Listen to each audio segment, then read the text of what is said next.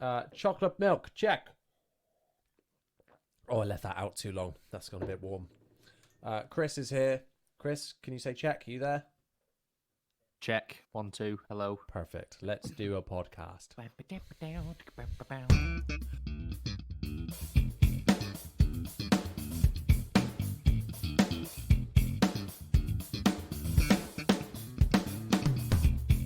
Hello and welcome to In the Pocket, the bass guitar podcast where we get the lowdown on the low end. Oh, that sounded really wrong doing it in that rhythm. Bloody hell. My name's Johnny, a totally average bass player, and each week I'm joined by a different co-host to talk all about that bass. This week I'm joined for the first time. It's a full-time returning guest, friend, and now full-time bass mercenary. Or session player. It is Chris Horrocks. He's got rocks in his name. Hell, that's... I do. Chris. I do.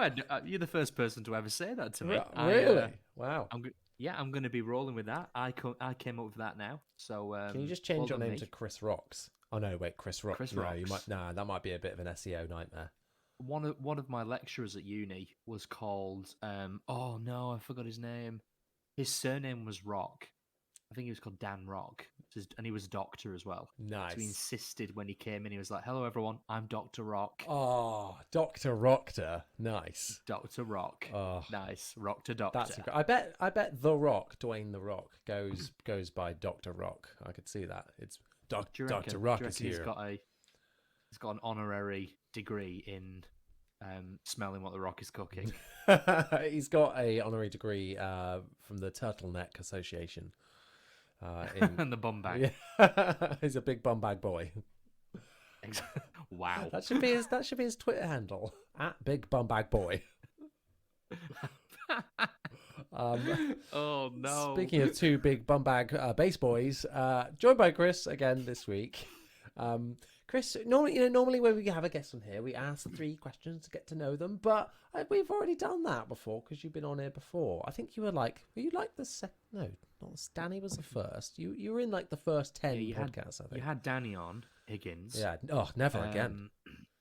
Oh God. Ugh. Never trust a man from the Midlands. Anywho, I'm joking, Danny.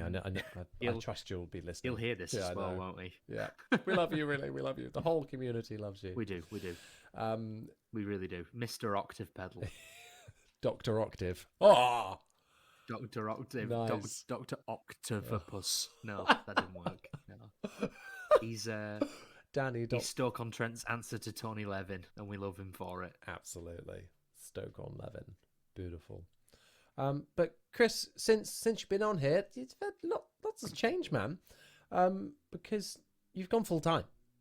He's he's living the dream, full-time slapper now. Slapping the bass, of course, that's what I mean. So I guess we'll just use this little intro bit here just to catch up. How has that been, and what was your journey and decision, for that to happen? Oh man, so much has happened because I think I looked on my Facebook memories or something, and I think we did this episode, the first one, about a year ago, give or take. Isn't that wild? Roughly, something like that. Crazy. Yeah. So I think when we last spoke, I was in Dead Romantic. I'm not in Dead Romantic anymore. And then I restarted doing some stuff with my friend Kerry. It's called Kerry Feeney. She's kind of like I call her Warrington's answer to Taylor Swift. That's what I call her. Like solo pop rock stuff, and she's lovely.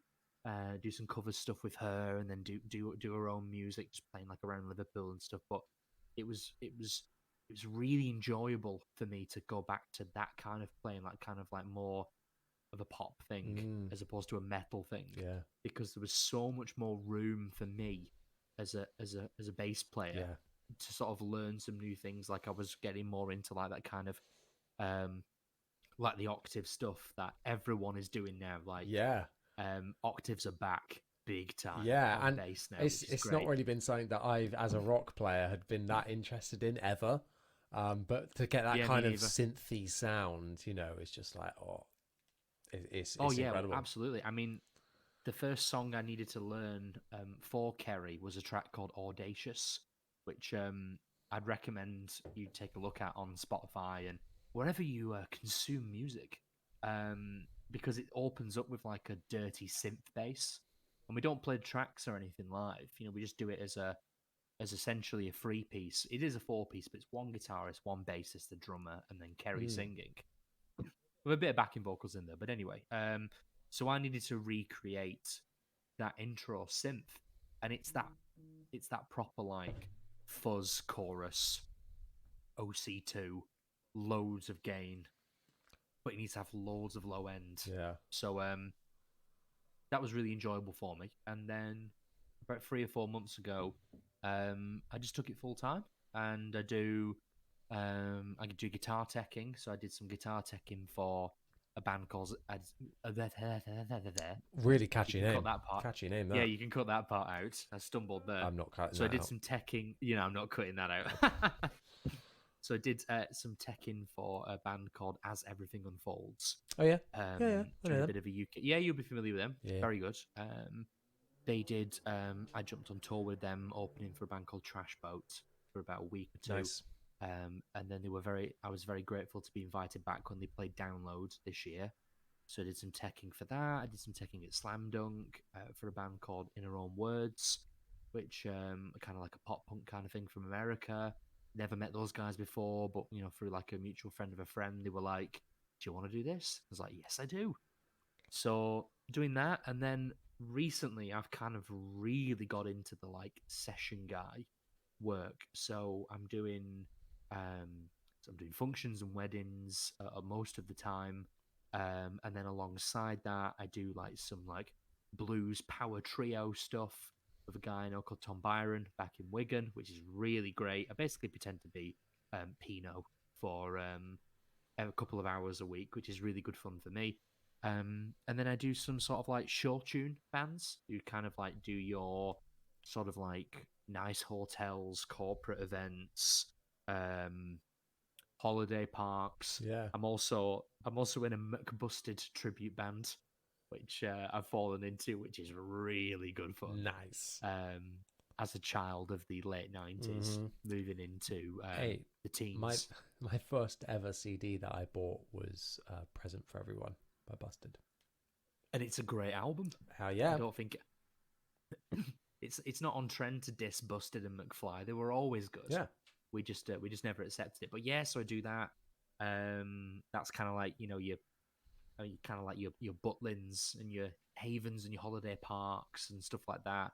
But that's really good because we ended you end up playing with some like pretty big people on some pretty big stages to some pretty big crowds. Yeah, absolutely. So, last week I was talking was talking to Matt about doing covers bands now and tribute bands, and then like just being like, oh my god, I'm being paid to be here and play in front of all these people. This is insanity. And it's good songs as well. Yeah. I didn't have to write them. Yeah. They're all really good. Yeah. But I know, and I hate to admit it because you have got me live on air admitting to this. I'm halfway through that episode, and I haven't got to the debate bit.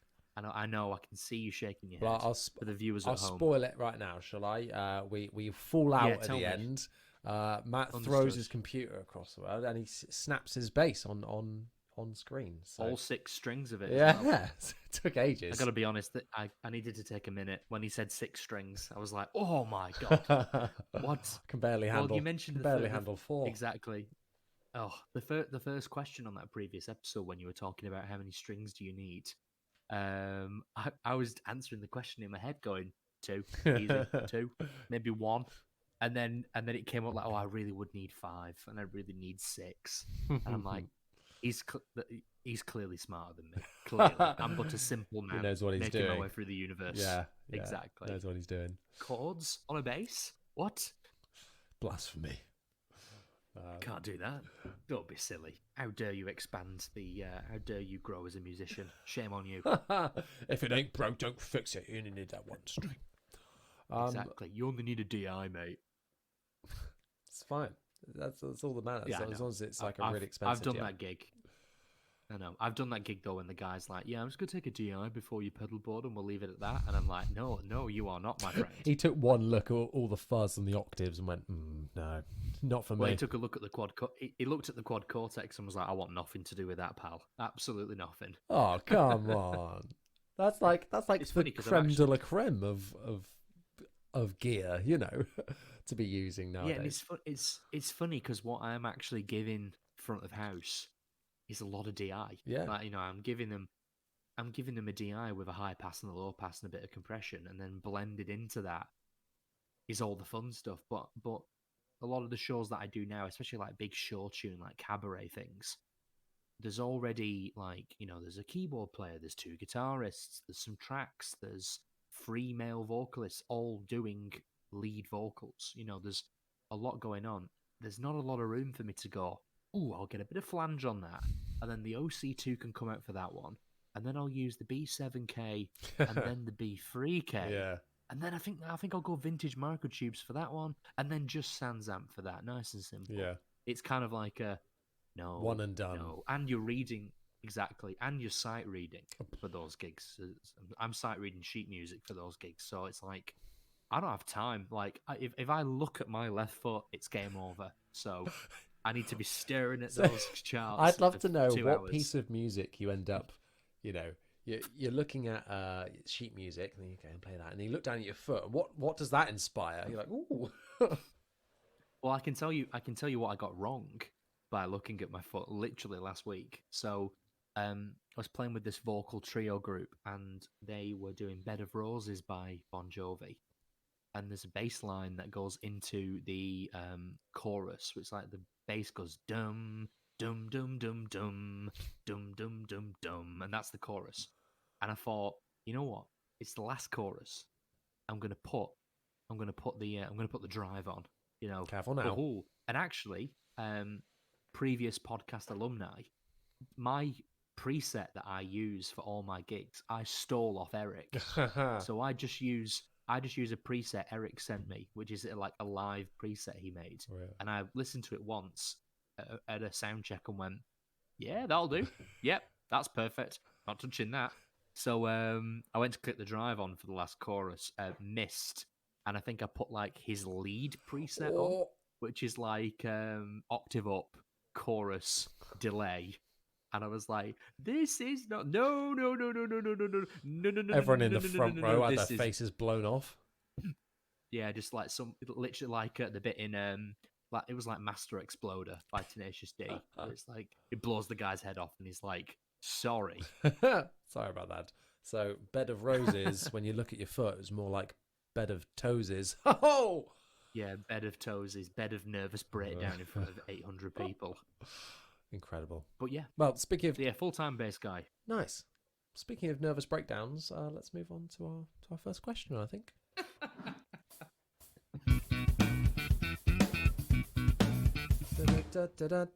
Bam! So, to send in a question, don't forget to head over to my Instagram at Johnny Dibble, and every so often I'll put up a post on there. You've got to keep an eye on those stories. You've got to keep engaged. You've got 24 hours. Exactly. You got to make sure that I'm at the top so you can get these questions in there. Like these lovely people. This first question comes from Rob Baseman. Great name.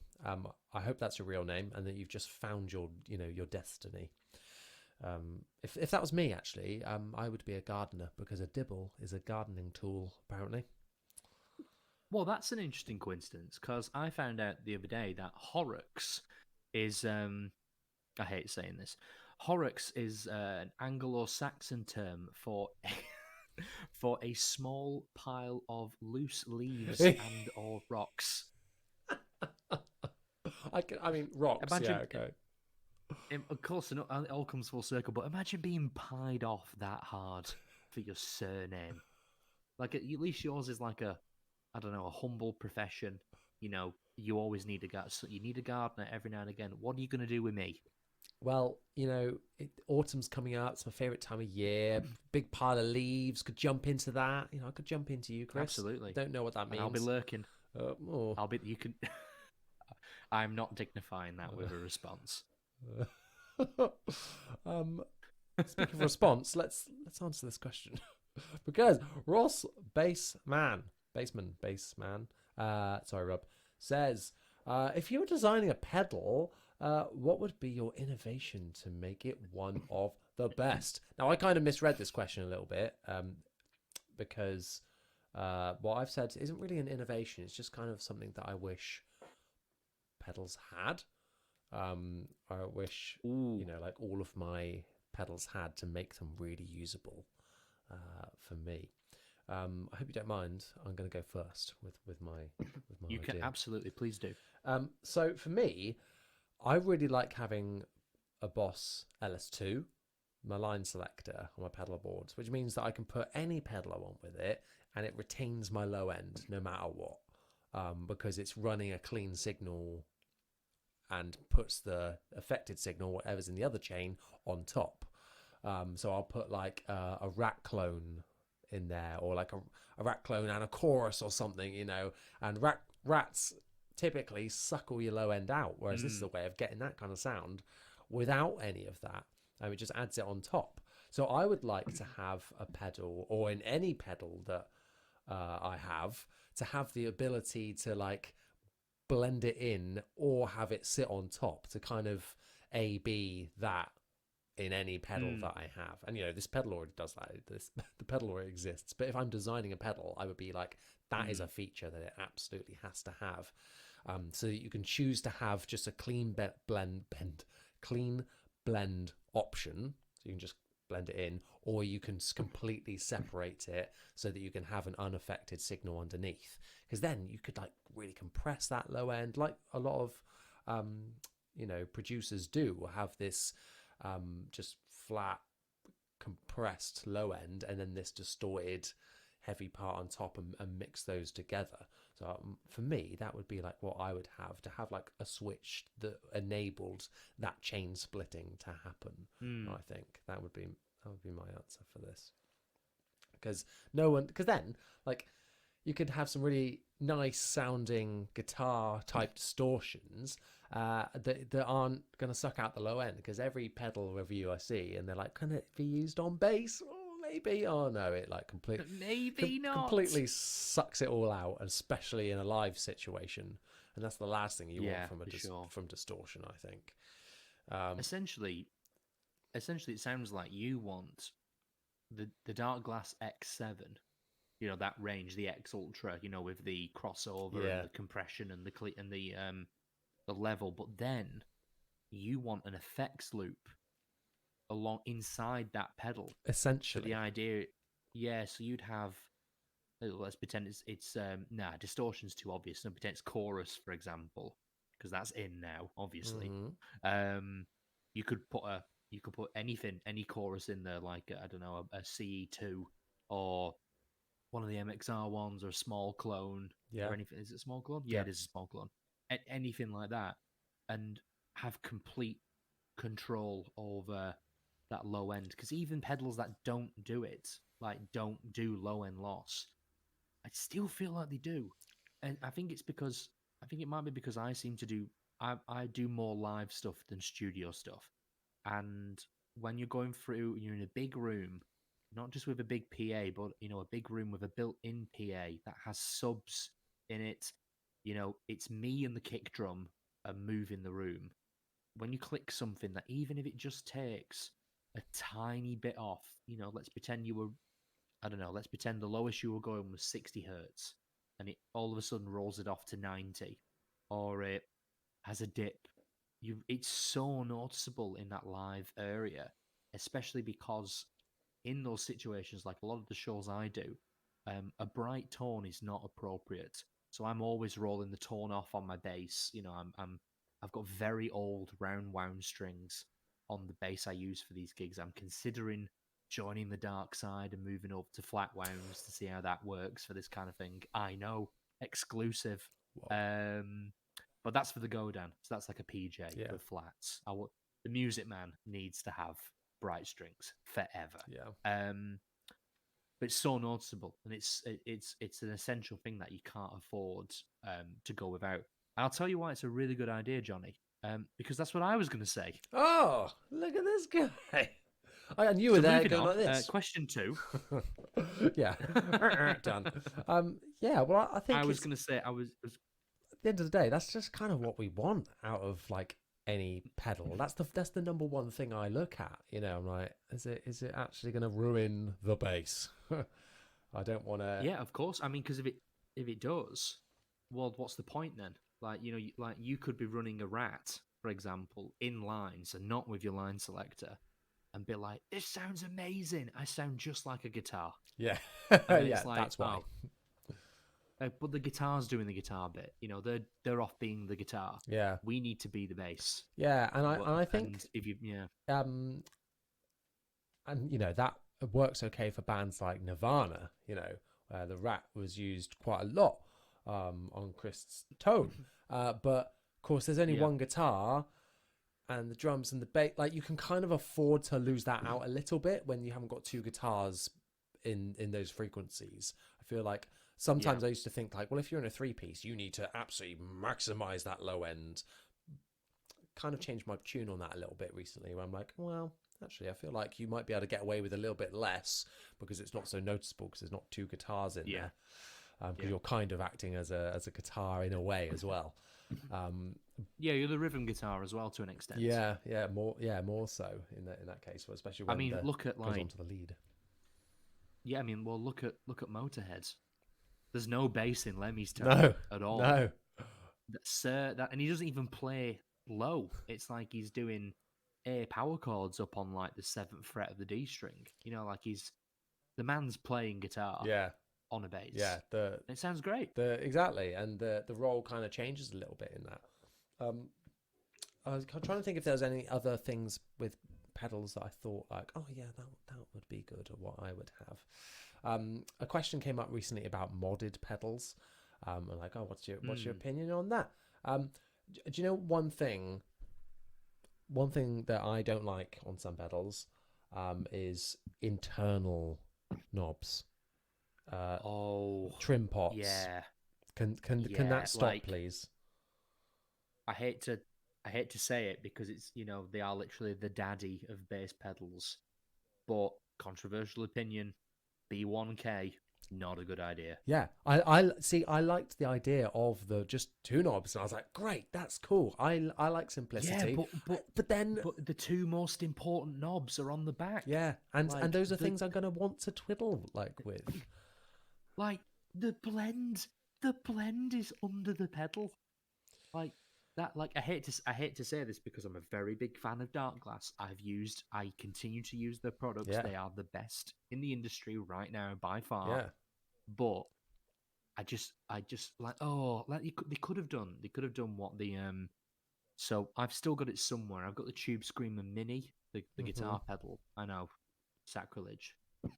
But the Tube Screamer Mini has one big dial for I think it's the drive, and then two really small pedals that you couldn't touch with your feet, but if you lean down and pinch it, you could get it to work. And that's your tone and your steady. That's what she said. That's your that's your tone and your volume. So it's still a small form factor, but it doesn't compromise on the fact that I need to mess with this. Exactly. I need to mess with and this it's knob, the same Johnny. kind. I need to mess with it's it. the same kind of small little knob that you need to twiddle. In that regard. Oh, God, that's just very on brand. Yes, exactly. Yes. But like that, why can't that just be on the outside? It just makes it so much more user friendly. Yeah, and they're not set and forget the back ones. off as well. Yeah, having to take the back off to mess with the bite and the grunt switch. Yeah. As well, I don't know. I think for a company that pretty much nails it, like hits it out of the park every time. When I saw that, I originally thought, oh, small B7K, because I like that. I like that pedal. It would, as much as I use a B3K in the Quad Cortex because it has that as a pedal, but as like a block for you to use, kind of like the HX Stomp as well. But I thought, oh, it might be cool to have like the real deal because I use the sound so much, maybe. But then I thought I don't have a lot of space on my pedal board. This would be a great idea. And then I saw that all buttons that I want to touch all the time. Like every gig, I'm messing with the blends somewhere Yeah. because It's, different rooms. it's not Because just a I set gig, and I gig forget. in. And especially with strings. No, I don't think it is, and Like when your strings start dying a little bit, oh yeah, for I sure. find like that's when I'll start turning the blend of that up to get a bit more of that harsh high end that comes with that as well. Yeah, for sure. Or taking the B7K as an example, that's when you might want to turn the tone up, and that's on the back of the pedal. Or you might want to be like, these strings are starting to sound a bit flubby. I might want to turn the grunt switch on, to start. Or you might just, especially look like I dual lock my pedals to my pedal board because it's getting thrown in the back of a van all the time. I don't want it falling off. And I don't know if you've ever used dual lock or pedal board tape on a pedal board. That is not easy to pull off. Like it's used for putting things on walls and properly mounting something down. Sometimes you need to use like one of those little upholstery handles, to pop it off because it's really hard. Yeah. I can see you trying to come up with an innuendo for that there. I can see the wheels turning in your brain. That's constantly in my brain. Exactly. I'm gonna pop off in a minute. So yeah, but every gig I'm messing with it. Some gigs I gig in venues where the bass isn't even coming through the PA. Yeah. And I'm just going into a big house amp, with like a 410, and that's it. Then you would need to turn the level up. You might need to, which is on the front to be fair, but you might need to mess with you might be messing with the blend at the end of the day. And then sometimes you go to a recording session or a big venue with a nice PA, and you go, no, I can turn that blend up now. Yeah. I want to hear. Oh, let me just rip the pedal off my board, and then let me just unscrew it. Put 2 feet. Oh, I don't have a screw. Yeah, let me put 2 feet on the pedal, rip it off. Maybe get someone else to help me. Oh, I've broken everything in the middle of a sound check as well. Yeah, well, you've only got like maybe sometimes minutes to check everything. I don't know. That's... For a brand that I'm such a big fan of, that is not for me. Well, that takes us nicely into our next section because I've got a little gripe with our next bit with this company as well, which I wish I didn't because I was really excited. Anyway, let's move on to that now, shall we? Let's move on to the news.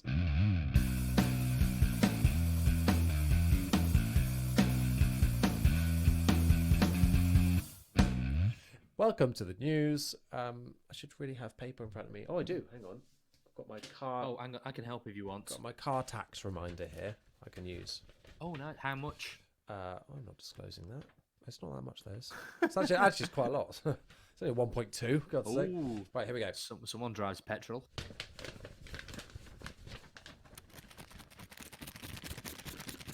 What on earth is that? It's chocolate coated raisins. Nice.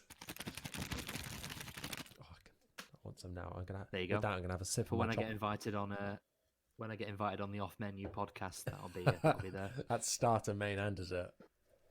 Oh yeah, and side and drink. Oh yeah. Ooh. Actually, no. I just had a sip of my chocolate milk, so you can have some of that. Oh, nice. So I said this segued on nice because first bit of news, which was actually announced just after I recorded the last podcast, is the news of Dark Glass's new pedal, the Infinity. So the Infinity is essentially, you've got the Atom, you've got the Alpha Omega Photon. Now they've got the Infinity in that range of, I don't really know what they describe it as, but it's in their X range. I did hear the name. I did hear the name somewhere what it was called because you've got the Ultra pedals, which are like the Ultras, and then they called it something else. That big chassis with the 3 main buttons, a touch slider. Yeah. Have you used one? Have you had one in your hands and messed around with one? What? One of these big chassis ones? Yes. No, I haven't. I used to have the Adam. Oh. And it was really good. Genuinely, it gets a bit of flack now for some reason, but I had a really good time with it when I used it, and I'm not just talking about the pedal. But the touchscreen EQ is really cool. It is a cool function. Until you're on a gig and your hands are all sweaty. Because it just doesn't register. Like, have you ever got your hand wet and then you've tried to use your phone screen and it doesn't recognize you. So I had that where I was gigging somewhere. I think I was gigging with Dead Romantic, and I really wanted to dip 500. I was like, I want this to be more scooped. Like what I'm hearing is a bit too honky, and for that kind of band, mid range, not allowed. Get No, it out. well, unless you're Billy Sheehan, which I am not. So I was like, mid range, get that out of town, and I slipped and I boosted it by 24 dB Hey, instead, which I must say porked through the mix very well. like a goose, you were Um, honking, you know. it honked like all the way through. But yeah, it's a cool feature. I still think they're cool pedals. So what do you think? You mentioned you had some controversy or a controversial Well, opinion on the new one. yeah. So essentially, this is the X range version. So we said earlier about the X7 and the Ultra, and I had the Ultra, which because I Yeah. really liked the compression. You could just have that on The crossover Yeah, function. exactly. Yeah. So this does all of that with the multi-band compression. We've got multiple compressors in there, but then this has got all of it's got the, if I remember correctly, it's got the B3K in there. Essentially The original distortion circuit. yeah, the I want to say it's B7K and the vintage microtubes. So that's Yeah. or B3K X and vintage microtubes. It's definitely So those two.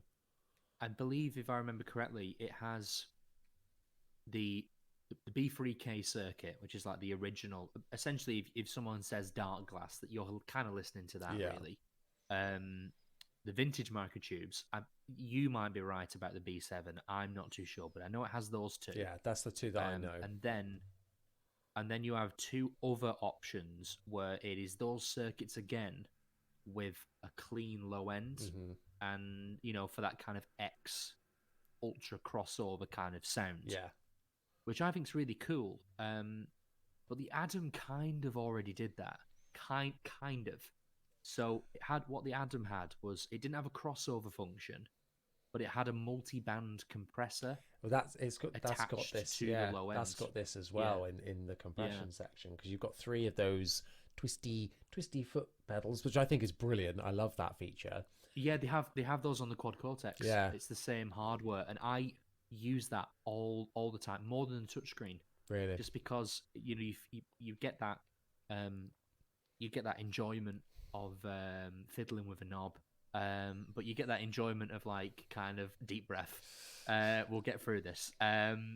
You get that hardware interaction. Yeah, and because sometimes just messing around with the touchscreen is a bit too like I used to have a Kemper. Yeah. And one of the things that really kept me, well, I still have it, but one of the things that kept me with the Kemper for so long was it looks like an amp on the front. All the dials are physical for you to touch. Yeah. Whereas plug-in land, or when you use the touchscreen of the Quad Cortex as opposed to the pedal, as opposed to the buttons, you are just you're touching the screen, and it's easy to get it wrong and miss. Definitely, and in my opinion, but forgetting to save something, and then you move across and it forgets it. Like I'm a pedal tactile person. Yeah, for sure. So originally when I saw this pedal announced, and it's 550 quid, this pedal, by the way. Yeah, they're all about that range. Yeah, which is whoa, big old bucks. But you can get them on like 0% finance deals for like 50 quid a month, from like Anderton. So I was considering that. I did reach out to Dark Glass, but they said bugger off. No, they didn't. They just didn't reply. Not after I slag them off on air now. Anyway. So no, I love Dark Glass. I think that, like you said, I think they're brilliant in what they do. And they are the granddaddies. They are the go-to thing on the market now. I mean, Sansamp will always be a thing. I mean, I think Sansamp is a bit too scooped sometimes for me. That's why I got the V. I specifically wanted the V2 when I went back to Sansamp, because it's got a mid-range control. Yeah. Oh, I see. Okay. Yeah. So, because I thought the same, I was like, I like that sound, but it's not always what I want. Yeah, I agree. So, that's what I got that. So that's really good. Anyway, yeah, they are the granddaddies. And there's a reason for that. With this one, what I really wanted was to be able to have, because I quite like having a bit of overdrive in my clean tone, just to give it a bit of Mm. grunt, just a little bit. Well, it helps an awful lot. Like it's even when you're playing something that you wouldn't think you want to be distorted, even if you're playing, let's say you're playing with clean guitars, Yeah, just a little bit of grit, it stops you just sounding stale.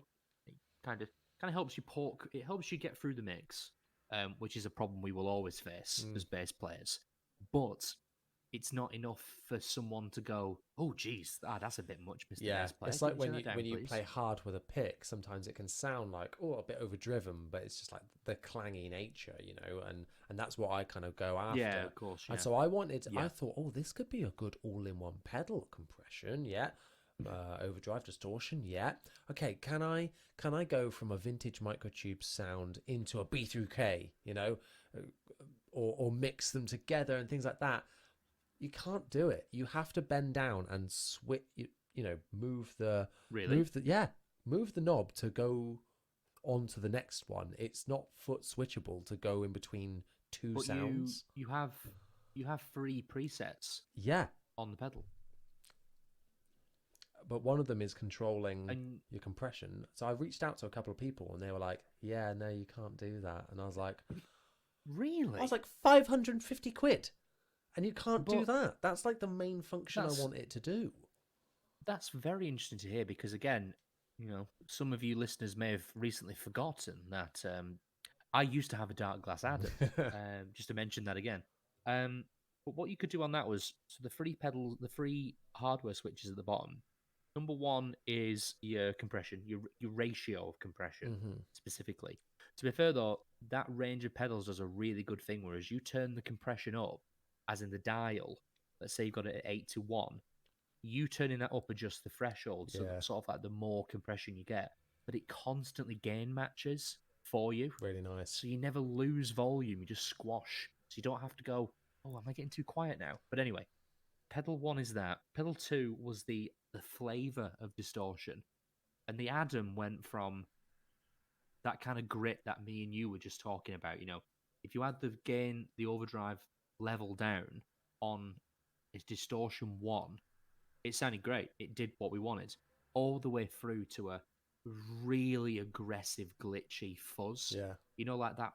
That like almost uncontrollable fuzz that almost sounds like a sine wave by the end of a sawtooth synth. yeah.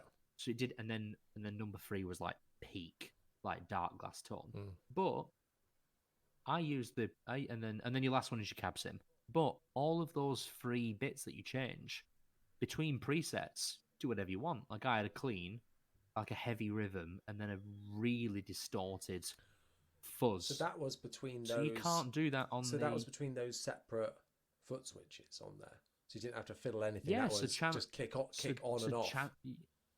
yeah. So channel A was like 4 to 1 compression, little bit of drive on flavor one with the character halfway up. And then number two was like distortion free with the drive at like 10 a.m. Character higher up, so I got more bite. And then I put the compression on 8 to 1 because I really wanted consistency. And then the last one was like, and then that one had like a duck at 500. Mm. And then the last one was like the opposite. It's like all the drivers up, everything, but there was a big mid range boost. So it really was like obnoxious. Yeah. But I only Maybe used it for like, that was for like one section. maybe I'm Are getting you sure? well. Is it definitely not do Maybe I'm that? getting this wrong, but like when everyone I've spoken to and asking them, look, I'm thinking of getting this. Can it do this though? Because that will determine whether it's a keeper for me. I don't want to be paying Yeah, monthly for because this thing.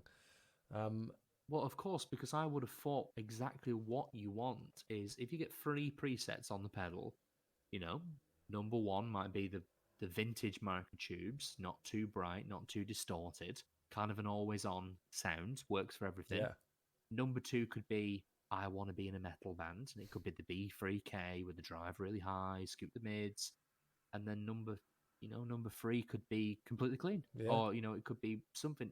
But you want to be changing those flavors of distortion, or one could have the crossover function and one couldn't for different sounds, like that big boomy sound. But Yeah, I mean, I I hope feel like you're wrong, yeah, but if you are right, I yeah, want to be wrong because that is what is like make or break for me on that. Because at the minute I'm tossing up between distortions at the minute, and because I want to kind of change things up a bit, and I'm like, what should I go for? When this was and it was when this was announced, and I was like, oh, it could be this. And I was thinking about and it going really is an B3K. all-in-one solution. Yeah. Oh, do you know what? I'm gonna have to go and do some more research now. Because now I'm like, oh, if it is, I think I'm gonna have to get one. Yeah, if it is the case though that you're correct and you can't change those, I would be very much like, oh, Yeah, really? be like, that's Like ridiculous. that is disappointing. Yeah, Yeah. yeah, because that's what I was like, oh, what?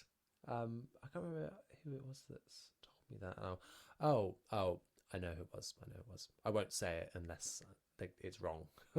I'm trying to think who I not to say names. I'm trying to think who I know out loud who will have one. Well, they're only We might they're on pre-order at the minute for public, I think. I mean, let's have a look. well, we might be thinking of the same guy. I'm sure he's got hold of one, or he'll be doing a video on one. Potentially. I think because I got it on third-hand knowledge because I asked them who asked them. So maybe there's a bit of what's the word I'm looking for? Chinese whispers. Yes. Well, I don't know if you're meant to say that anymore. You know, I think you've just cancelled yourself, Chris. Ooh. Well, that was easy. Yeah. Anyway, Goodbye. That's the end. see you next year. I think you can say see you next Tuesday then. So you definitely can't say that. Right. Well, you just did. So here we are. Yeah. Fuck. Dark Bass. If I'm wrong and that's how it works, yes, hell yes. Oh, one thing I really like about that pedal is like the era knob, so you can turn it from absolutely. like being a dark and like subby to like just Dark turning it up and make it vintage, more modern. I think that's a great feature, like a tilt in between those two, because that's Of course, that's always a balance I'm trying to get right. Yeah. That and all of the routing options is really cool on that pedal. You know, you can take the XLR out and that can go straight to front of house. That can have the cab sim and all the distortion on it. You could then use, because there's two other outputs. One could go to an amp with no distortion and no cab sim, but compression. Yeah. So you're feeding a really great signal to an amp, and then you can have a completely clean signal, untouched, going into a DI box. And that could go off to whatever. You could be recording at home, taking a DI. Your front of house guy might want to take a DI. You might just want a clean DI for something. That's really clever. And I know you talked about it last week, but it's all controlled via an app. Yeah. Which I never bothered with live because I was like, there's no service in here. There's no way this is going to work. But it probably would have. Is it run via? Sure, it just runs via Bluetooth, though, doesn't it? Yeah, it's just Bluetooth. But I'm an idiot, so I probably just thought I've got no Wi-Fi. There's no way this is gonna work. I ain't got the cable. I know exactly. Yeah, well, which is funny because I would have been wireless for all these gigs anyway. So it's like, oh, Magic Guitar seems to work. Why not this? Yeah. But they're a really great company that makes some really good stuff. And that is a really cool pedal. I don't really know what else I want from them as a company, because it's like, what else can you really give me apart from the X series in an amp? That would be cool. That's probably coming up, isn't it? I would have thought. Yeah, they've done it. They've done all the others. Maybe, and then we'll get like a couple of different versions of that. I'm sure, like wattages and their designs.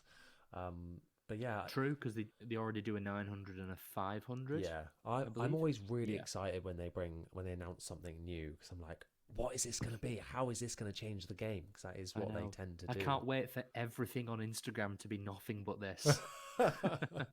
Yeah, absolutely. Well, I hope Instagram isn't shadow banning them, because I want that all day. Cool. Well, I'm gonna go after this. Go ahead and try and save up some money to try and get myself one of these now, because I really hope that I'm wrong and that is not the case, because that is make or break for me on this pedal. And I'd forgotten about it, and now I really want one again. So thanks for that. There we go. Sorry. That's okay. Anytime. Moving on to our second bit of news. There's only 2 bits of news this week, but they're pretty big ones, I think. Because the other one is Fender. Fender have released some made in Japan Aerodyne special basses. Now, the Aerodyne, you might all know as the kind of all-black fingerprint magnet PJ jazz bass, which is super slim body, super sexy bass with cream binding on the outside, no inlays, matching black headstock, really cool knobs on there. I wish we had another word for knobs, for God's sake. It's just an incredible... You just say dial. Dial, there we go. That's much better, much more proper. Yeah, really, really nice basses. I would love to have one, to be fair. And they've just released a whole new range of these, and they're pretty cool. I wasn't expecting this. So we have got the classic jazz basses, but instead of a PJ configuration this time, it is full-on jazz bass, because we've also got a P bass as well. Now, Aerodyne P basses do exist, but I'm pretty sure they're only Japanese-made ones that are like in like 2006 or something like that. Yeah, it's the Duff McKagan one, if I remember correctly, the one that's like just a P. But yeah, we're going full J. Jonah Jameson here, which is pretty cool. Yeah, and I there's pretty different finishes for Fender in here as well, different configurations. So I don't have the names of these colors up in front of me, but I'm just gonna call them what they are. So we've got just a standard P bass. All of these are just standard electronics, nothing active going on here. Standard P bass, no pick guards on any of these. So they've got like what's like a fire/tobacco burst looking, or sunburst, shall I say, P bass, maple neck with a black headstock, kind of matches the black binding that kind of goes round. Different looking. In the P bass range, again, we've got an all white version with I assume rosewood fretboard. It looks quite dark. Looks like it. Then a bright green one with a white pickup cover. You know, I'm into my white or off-white pickup covers. Maple neck and fretboard, and matching green headstock. Then onto the jazz basses, we have got this all like silver one, which I think looks really cool. Definitely like a tobacco burst style one with, it looks like a black headstock, but kind of looking at side by side with the P bass, it kind of looks not quite black. It looks more like the rosewood on the tobacco burst. Yeah, model.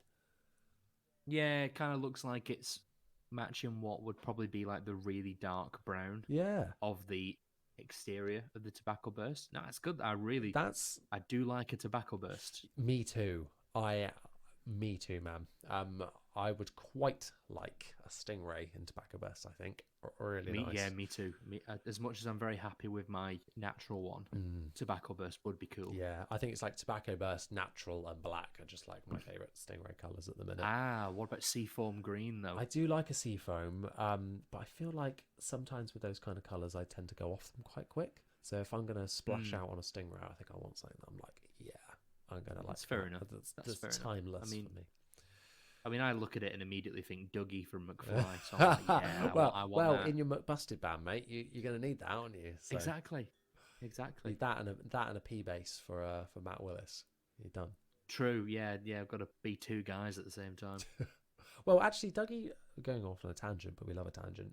Dougie had a custom Stingray or Sterling, I can't remember which. With a P pickup. With a P pickup, yeah. Yeah, he's playing that now. Is he? Yeah, I saw an Instagram post. It's like blue with no pick guards. Yeah. And the P pickup, and it's all the way up as well. Yeah.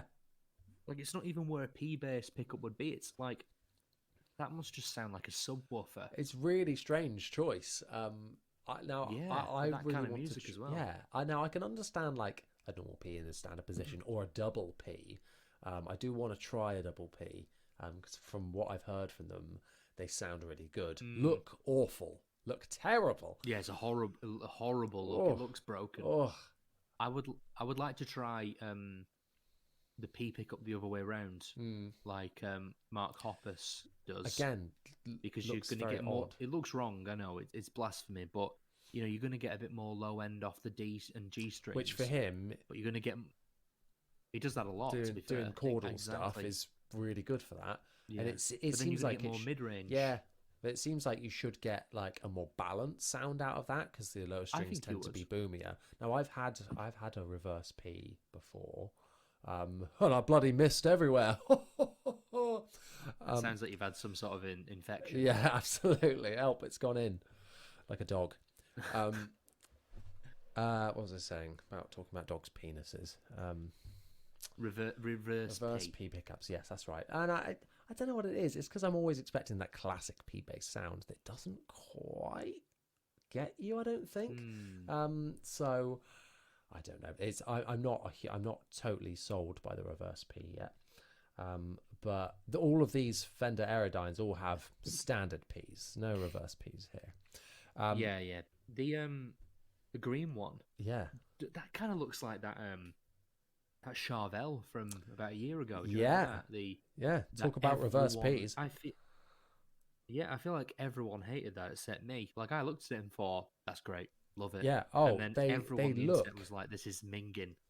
Oh, really? So, looks wise, I'm like, that is incredible, especially with the gold hardware, roasted maple. Yeah, I really liked it. I think- really liked it. Yeah, they look incredible. The hate I saw mostly, or from people I've spoken to, is that they just suck. Like they're just not very good for the money. Really? Yeah. You know, I heard about, and we were talking about this earlier today. I sent you a picture of one of the Spectre dimension bases. You know, the multi-scale. Yeah. You know, the version of a dingy wingy, a dingwall. And I didn't play it. I just sort of looked at it and went, "Oh, that looks like a nice table. I like that." But I've heard the preamp in that apparently is horrible. Like it sounds like you're hitting a brick wall limiter Oh, really? all the time. So there's just no dynamic range to it. It just sounds like you're punching drywall. But I haven't. if that's I've heard, true, that's a real I've shame. heard those Yeah. basses, and I haven't been blown away by them. I think honestly, Mm. with those kind of Spectre basses, like one of my dream basses is a nice 5-string Spectre. Like, oh, Yeah, me too. Speaking as a big Mike Kroger from Nickelback fan, Yes. I want a 5-string Spectre yeah, in drop A. Absolutely. absolutely, mate. And I think like, yeah, for me it was Tom from Don Broco that got me into them originally because I saw him, good shout, and like his yeah. tone is immaculate on those earlier albums where he's just using that full time. I mean, the Automatic as an album, the bass on that just Intro of sounds like Super amazing. Love, you're like, oh, yeah, and all the that verse bit, on and You yeah. Wanna Know, oh, some of the best bass. Yeah, absolutely. Great. I mean, all the albums are good. I went to see them live actually. I think it would have been about a year ago now. Manchester Academy, which is not that big, really. No. Sounded amazing. Yeah. Like the bass sounded amazing. Yeah. I was just sat there, just like it was just alternating between NS2s and Music Man stingers, and I was like, "You are you know what you're doing, like you." Now he's got, and he's a great player. oh, as absolutely. well. He's got custom 4-string P bass now as well from Yeah, they buy the Italian company. I think it's pronounced Paletti, Yeah. Paloetti, Yeah. Pavarotti. Pavarotti Not bass. that. Just one cornetto. Give it to me.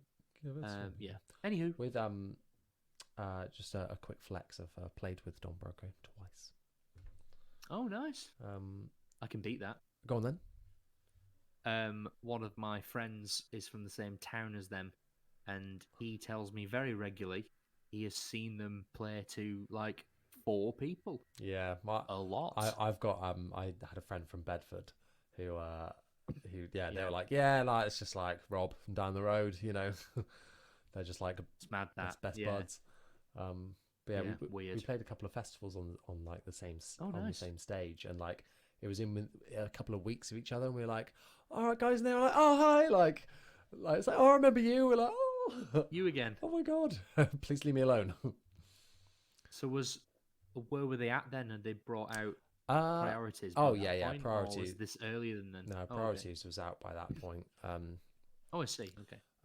It was, I don't know if it was before. No, it was after Automatic actually, because they were. Oh. Because I remember them playing Super Love at the festival, at one of the festivals that we were at. Yeah, proper good. Like, I see. But yeah, that Spectre tone is just incredible. It was for that. I think for that era, it was paired up with EBS Fafner, which was like their full tube amp. Cost ridiculous money. That Really? amp, yeah. And they're incredible sounding.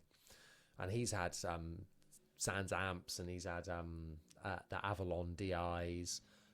Yeah, a U5. Yeah. I know about that part, but I don't really know about. I would like to know, and I think I swear I read somewhere that he does a U5, but then he goes into a Kemper. Yeah, he's Kemper now, and the Kemper has done all the drives. I mean, having toured, it makes sense. It's like the smallest amount of moving parts we can have. Like if you can go, Mr. Guitar Player, wirelessly into a rack, immediately into a Kemper, so your rig is one patch cable and an XLR, because it's just going to spend 6 months getting wheeled down ramps and thrown into things. And, at least then we know if the rig goes down, it goes, have you checked the cable? Like, the cable. or replace Like, a cable. it's not that, right?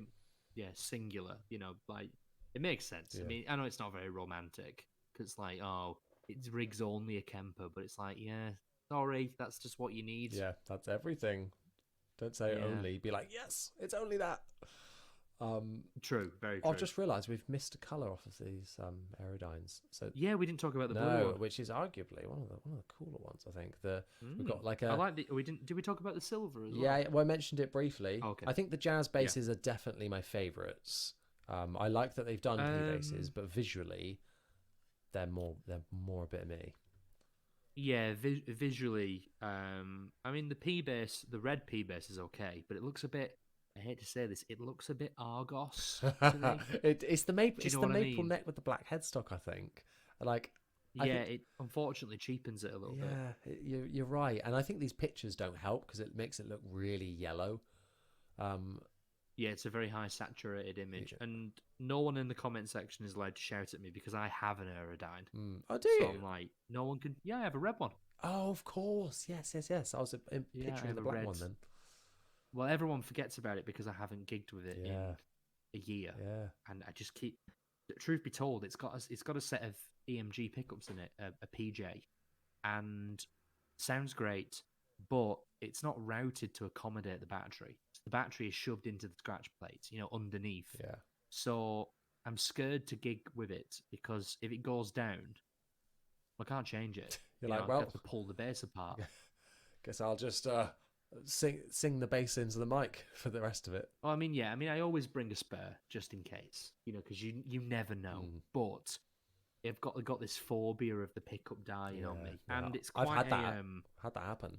Oh, really? I remember you telling me this on a Marcus Miller, or something like that, and because you were using the active preamp, it kind of changed the drive quite a lot. Yeah, it sucked. Yeah, it's not fun, is it? Yeah. No. So this baby blue one has got the white pickups as well, maple fretboard, really cool looking. Kind of like I think that might be the winner vibe. for me. Yeah.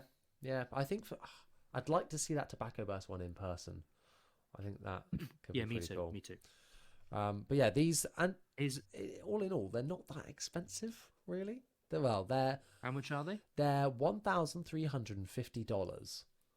So that's probably for us going to be like 1,200 quid by the time that they price them up for us. Am I correct in saying it's American or Mexican? Or Japanese? I want to say it's Japanese. Let's double check. Do they still make models in Japan? Oh yeah. I did not know that. Yeah. I did not know that. I do have a question to put forward to you though. Go on. Obviously, these are nice, but are they any better than what the Aerodynes always look like? No. Because I think the Aerodyne, biased, the model I've got, the one where they did a grey, a black, and a red, is the best looking bass Fender has ever done. Oh. Except for Sting's P bass. Okay. So it's like Tobacco Burst, Heavy Relic, P bass with no pick guards. Yeah, that's just absolute filth, isn't it? Disgusting. Yeah, but your standard Aerodyne, I'm like, yeah, you know what? That is the one with the pick guard as well. I'm like, that is peak bass for me. I don't think struggle to get anything better looking than that. It's the binding, man. Yeah. It's the binding. You don't get that. I don't agree. get that often. Yeah, and I've And I've changed. Well, I'm going to change. Hopefully, mine is red with a black pick guard, and I would very much like to change the pick guard to kind of like off white, or TV white. You know, that kind of like slightly mottled Yeah, nice. off white color. I would like to do that, but I don't really gig with it, so it's kind of unfortunately just sat in a case Yeah. at my parents' house, nowhere near me. Oh Nowhere no. near. Better send it to Yeah, me, mate. I think. Better send it to yeah, me. sounds like it. Yeah. Incredible. Well, that was all of our news for this week. Quite a hefty news section, but it's because we love a good tangent, don't we? Oi, oi. Let's move We on do indeed. to our next question.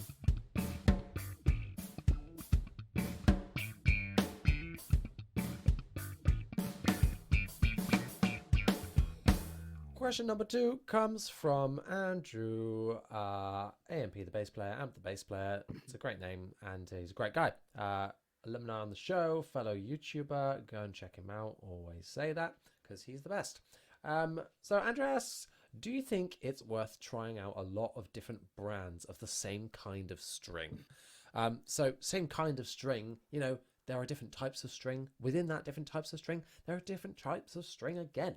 And then you've got gauges. I've been on a journey with strings, and I'm still going on it, I think. I think I still want to keep experimenting because I feel like I thought I was there. Now I'm not so sure. I want to try some other stuff out. So I think absolutely it's definitely worth doing this. Chris, where are you at with strings at the moment, and what's your kind of approach? To be honest, I've never really dove into trying different types of the same strings. So when we say the same strings, are we in agreement? It's kind of like these are nickel wound 45 to 105, Yeah, and then it's like I'm trying stainless steel, you know. Diodario. Yeah. Oh, okay. Well, if it's stainless steel versus nickel, definitely you should be trying that. Absolutely, because I think there's a massive difference between stainless steel and nickel. I'm a nickel guy, Yeah. nickel guy. Obviously, that's the only reason. Because I just think the steels are, for me at least, a little bit too bright at the start. They die too quickly. It's just like as soon as I get used to going, hey, there's some zing here, it's gone. Yeah. And then I just think they start to die off a little bit too quick, whereas nickel are never quite as bright. So imagine if a stainless steel string loses 80% of its brightness, and nickel might only lose, I don't know, 10, maybe. Yeah. Sorry, I've worded that wrong. 20% of its brightness is what I should have said. So if 100 is super bright, stainless steel might lose 20% of that and then mellow out, whereas a nickel never started as bright but doesn't lose as much either. So, but if you were talking about just different brands, I'm a 45 to 105 nickel guy, but I use Diodario. I don't think I've ever tried Ernie Ball bass strings. Ever. Whoa. Never tried them. Really? Because because I was a Diodario guy as a guitarist. Yeah. Like I did my experimenting as a guitar player. Like I tried Ernie Ball for ages. I tried Diodario for ages. I tried Rotor Sound a few times. I was like, oh, I don't like these on guitar. I bought one set of NYXL strings as a guitarist and thought, this is way too expensive. And then that's cheaper than a set of bass strings. But I dare not go near 5-string NYXL set is like 60 quid. It's crazy. Which is absolutely mental. I mean, I like mid-range, but not that much. Yeah. But yeah, it's interesting. I mean, if like we said, if it's a materials thing, maybe we're trying coated strings, maybe we're trying NYXL versus not NYXL. If we're doing steel or nickel, then yeah, 1,000,000% you should be trying that out because they feel different as well. Like I've heard steel is very sticky, but nickel isn't. But if it's just brands, I'd say yeah, if you want to experiment. I haven't, but there's no reason to say why not. I think there can be a big difference in that as well. I find, because I was playing Diodario Pro Steels for a long time. which I thought were really good. They were kind of I felt like those ones lasted longer than the standard regular slinky Ernie balls. And I'm a big zinger, like a bit of zing. I'm a zingy boy. Um, Call me KFC. exactly. A big old zinger. They were kind of the middle ground between Ernie Ball and Elixir, where Elixir were like, Got it. you know, top of the range. Spenny. Yeah, but exactly, yeah. Like for a standard set, it's like 40 quid a go. And your boys, zingy boys, not paying that. Especially at the rate that I go through strings, like it's ridiculous. I mean, you're recording more than I am. Yeah. As well, it's worth mentioning. You probably need newer strings, whereas my go down, my PJ bass, can't remember when I changed the strings. Yeah. It was a long time ago. Like it's been well over 6 months. Because I'm kind of trying to turn them into flats a little bit. Yeah. So they are dead now. Like they are. But what I'm learning through experience and a bit of research, I've noticed when flats go a bit older and they're dead, they still stay in tune and they still intonate correctly. And I'm learning now that really old round wounds just get a bit shit. So I'm like, oh right, it's not really giving me the vintage vibe I was after. Yeah, you get like this little sweet spot where it's like, oh, these are getting there. It's sounding good. And then you're like, oh no. Yeah, exactly. But I keep the Music Man as fresh as I can. Yeah. Like, I'm wiping it down after every gig.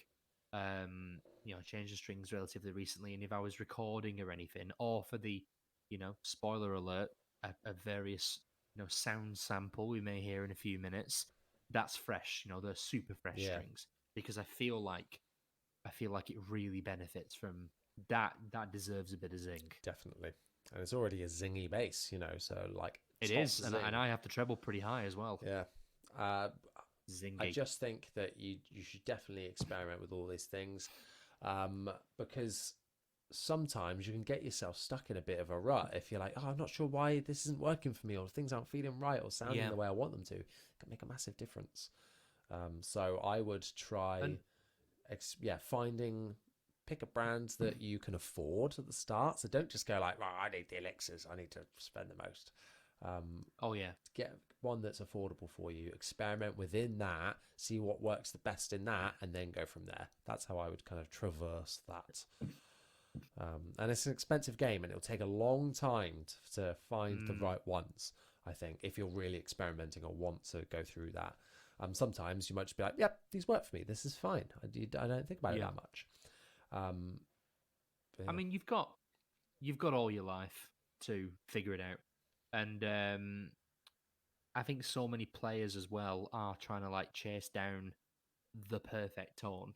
This is perfect. Yeah. And it's like, well, perfect for what though? Yeah. Because it's like, honestly, I have like a X7 crossover, compress the low end sound in my quad cortex. But if I did that at the the posh corporate gigs I do, that would be like bad move, very, very, very bad move. Like that's B15 all the way. That kind of thing. It's that kind of tone, or a SVT with a tiny bit of drive. But it's the same with strings. Like as you were just saying, they make such a huge difference. The strings, the pickups. I mean, and then if you want to go into even more detail, where you play on the bass, make pick, no pick. Yeah. Where's your thumb? Is your thumb on the bridge pickup or the net pickup? That's huge. Your playing style, and also like half of it. Yeah, exactly. Yeah, absolutely. And then sometimes people think the tone is crap, and it's like, no, you probably should just change your strings. What you're after deserves newer strings. 100%. But you should experiment. I mean, how many brands would you say, you would probably need to go for? Let's pretend it's nickel, 45 to 105. You've got Ernie Ball, Diodario, Roto Sound. They're your big hitters. Who is it? Yeah, those are your big ones. And then who is it who do the boomers, the bass boomers? Is that G something? Yeah. What's his name? GHS. That's hang on. Yeah, DHS, the sofa you can believe in. It's always a sale. DHL, the delivery company. That's DUP. Oh god. B&M, I think it is. Yeah, B&M. It's Wilco brand of Super Brights. Oh yeah, you got Oh, Dunlop as it well. is There we go. GHS. GHS. Is it G? Yeah. Oh dear. Yeah, you got them. You got Dunlop. Yes, of course, Dunlop. There's those Detroit Uh, ones that I've seen oh, advertised on the base center. what are the drop ones with the spider on them? DR strings. DR strings, yeah, those Yeah, as because well. you can get black ones. Yeah, oh no, no, no, no, no. Right, whatever No, not you're for me. experimenting with these strings, stay away from the coloured ones. All right? No, Yeah, yeah. Don't do that. no. People, yeah, stop it. You're a grown up. I've probably just really annoyed a load of people. Yeah, someone sat there with their green stringed bass, like, hey, come on. I went to see Black Label Society at Download last year, and this year, sorry, and their bass player had green strings. He was playing a Spectre, which had like green pickups and green strings, and it looked great. I'd still laugh at him though. Yeah, I'd be like, that's fair enough, but Yeah, like, no. come on now. Did we have to do this? Yeah, I haven't tried a lot of those brands, to be honest. Me neither. And I don't know if I intend on. I'm kind of toying with picking up some what they call pitbull strings brand of ones. Yeah. I want to try and look at some smaller companies to see what they're offering because I haven't really dabbled in it so much. I got some Bass Center ones recently on my Schecter, and they're pretty good. You know, I feel like they're like you said, they died, but then actually when they're dead, they still sound good. Like it's a good sound. Yeah. But they died quite quickly for me on one. But it was quite a sweaty gig on a hot day, so I might not judge it It's the too much on worst, that. isn't it? It's the worst when you put your new strings on, or kind of like you've done some rehearsals, they're broken in a tiny bit. Yeah. You do one gig, and you're like, I tell you what, guys, bass tone, I've cracked it. You know, bass tone, completed it, mate. Yeah. And you open them up the day after. I mean, realistically, it's probably our own daft fault because we didn't wipe it down because we were having such a good time being cool. It's hard work. But yeah, then you come back the day after and you're like, wow, this is awful. Like this sounds so bad. Yeah, and that's the thing. I think one thing you got to remember, and like you said earlier about always chasing that tone, getting that tone. Yeah. I'm constantly doing that, and I will always be doing that for the rest of my life as tastes change. But then also sometimes you just you just sound bad. Like I'll have it exactly the same gear, and I'll come in and play one day and be like, this sounds awful. Like I don't like the sound of any of this. And you just in but the you not are right probably just having mindset. an off day. Exactly, Yeah. exactly, and that's fine. And I'll come in the next day and be like, actually, I really dig this. This sounds really cool. Yeah. Because I mean, I literally had that today. So I was just rehearsing for an upcoming gig, and yesterday what I was playing through was just the Neural DSP Dark Glass plugin, you know, on Logic, with a preset that I have saved. It's the same every time. It's just because I know for a fact when I'm practicing, I need to be practicing. You know, I don't want to be dialing in a sound because ultimately it's a sound just for me, and it's irrelevant. I need to just play now. Yeah. You know, there's playing and there's tone chasing. Learn the difference and stick to it, because otherwise you will lose hours of the day comparing compression ratios and stuff like that. Sometimes I'll purposely just plug straight in and just DI it and just see and be like, oh yeah, this sounds kind of fun, you know, or just see where I go from there. I'm a purist. Yeah. Yeah, good. If it's good enough for James Jameson, it's good enough for me. Exactly. We're the same, right? But yeah, I did that. Of course, yeah, absolutely. But yeah, I saved it as the preset. I was like, yeah, this is great. Came back today and I was like, wow, this sounds awful. I was like, did it sound like this yesterday? And it must have. It was the same bass. You know, I haven't changed the gain input on the audio interface. You know, same headphones, same laptop. It's the same everything. The only difference was I'm 1 day older and 1 day stupider. Yeah. And I was like, yeah, this doesn't sound good. And tomorrow I'll probably pick it up and go, this is the greatest bass tone I've ever heard in my life. Yeah. And Geddy who? Geddy me. Geddy Lee, Geddy me. I think that also, like I kind of said a bit earlier, your taste always changes as well. So like that dark glass sound, it sounds phenomenal. I don't always want it though. I don't always want that like high gain stuff. Yeah. Also, within a mix as well. You know, like when you're practicing along something, you're there like, this is cutting through, it sounds great. Solo yourself and you're like, oh, this doesn't sound that good. I find I get that sometimes. Absolutely. And you need to think about what your role really is, because a lot of the times in songs, if you're hearing like a bass bit and you're going, oh, that sounds really good, often that bass bit won't be the same consistent tone throughout that entire song, because they've chosen this tone for this section that's mixed totally differently to fit there. And there's like, when everything else kicks back in properly, it's mixed differently. So always bear that in mind as well when you're tone chasing, because you might go, oh, I want that tone, but then actually when everything else is there, it doesn't sound right. So yeah, that's something. It's also the worst. It's also the worst when you do it the other way around. You know, when you like fine tune a sound that you're like, oh, it's the greatest bass tone I've ever heard in my life. You know, this is incredible. And then you get to the gig and it's like, where did it go? Yeah. Like, there's no low end. There's no mid range. Yeah. I can't hear anything. It was too bright at home, so the sound guys turned you down. Yeah. Sorry. Because that's a great piece of advice. Like, if your bass tone is not right, the front of house guy, the sound guy, he's not going to fix it. He's going to turn you down, and he'll never turn you back up again.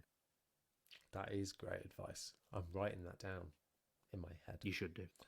I learned it the hard way several times by coming in with like this super scooped, like mid-range is your friend. Yeah. Not too much, just enough. But scooping all the mids, boosting the treble, you know, that like kind of like Sans Amp style tone, but on steroids. Sounds amazing at home, obviously. Then you get to a gig and it's just, you just disappear. Yeah. You're not there anymore. Yeah, you just woof and crisp when actually you want to be punch. And some honk, a little bit of honk. Uh-huh. Excuse me, can I turn up the bass? Perfect. Can I get a bit more? Incredible. Okay, let's move on to the next segment.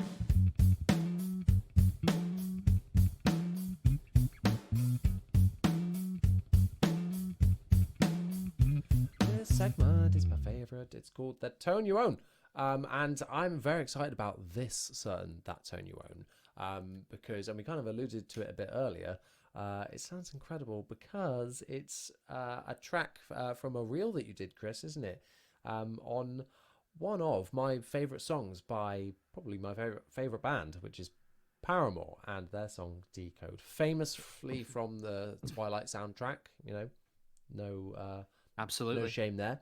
Do you know? Side note, do you know that soundtrack is the only place where their other song, "I Caught Myself," appears on? I think it was done for that soundtrack, and it's my favorite, one of my favorite all-time songs. And I've never heard it. Oh, you gotta go and listen to it. Looking. I Caught Myself by Paramore. Bloody hell! And it's like a really deep cut from that band, because it's not like a big single. It's like played in the background in the film, and when they're in like a shop or something. And they played it live when I went to see them in Bristol, and they did like a slightly smaller gig. This was only like a couple of years ago, after their latest album had come out. And yeah, they played that, and I could not believe my ears. I was like, I never ever thought that they would play this live. What the hell? So yeah, anyway, go and listen to that. That's a bit of homework. But Decode, great song, great bass line, super underrated. And when I heard that you were going to be doing this, I was like, oh yes, I can't wait for this. So let's have a listen to that sweet Stingray in action now. Spoilers.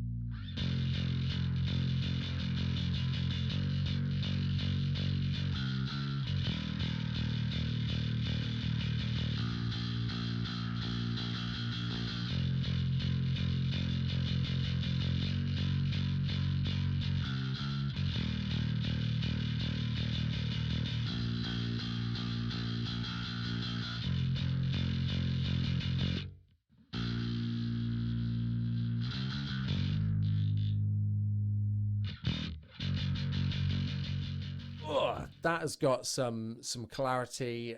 I said spoiler because yeah, that's a Stingray, all right. You can tell that from the get-go. So, Chris, how did you go about achieving this tone? Well, it's not a complicated sound to start off with. I mean, I put on. Someone asked me on TikTok, like, "Oh, how did you get that sound?" And I filmed a really quick video on my phone, just kind of going through the signal chain, from DI through to finished article. And the whole thing's only like 3 things. The problem is it's 3 really good things. Mhm. So, the first thing is the bass. Obviously, that's a Music Man. I think for me, Music Man is one of the big 3 for bass tones. It's a Stingray, a jazz bass, and a P bass. And I do think you can get close to what I did with all 3 of those. Mm. I don't think it's going to sound uh, quite as bang on as like a Stingray through that kind of sound. So Stingray, with the bass and the treble boosted a little bit on the bass itself. Strings are relatively new.